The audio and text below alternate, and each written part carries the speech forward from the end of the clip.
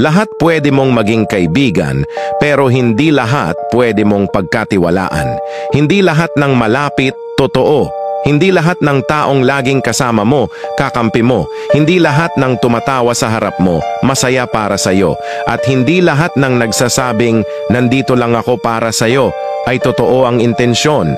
Minsan, sila pa ang unang tatalikod. Sila pa ang unang maninira. Sila pa ang unang magtatapon ng pangalan mo sa putik kapag wala ka na. May mga taong marunong umarte ng malasakit, pero ang totoo'y nag-aabang lang ng kahinaan mo. Yung tipong sasabihan ka ng, kaya mo yan, pero sa likod mo, pinagdadasal na bumagsak ka. Kaya mag-ingat. Maging mapanuri, hindi mapait.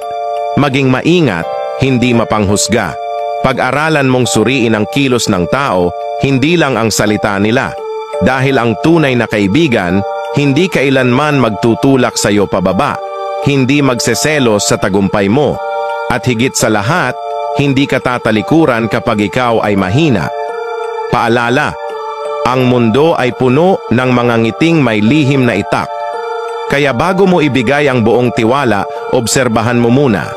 Dahil baka yung akala mong kasama mo sa laban, matagal nang nakikisawsaw sa mga kalaban.